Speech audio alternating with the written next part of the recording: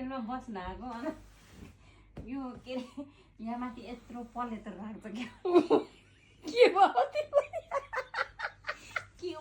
के ओन्यो भन्दा भन्दै यता तान्दाखेरि के यसरी तान्दाखेरि नआउने हो चाहिँ यो यसरी ओन्नी यसरी निकालेर ओन्नी कि यसरी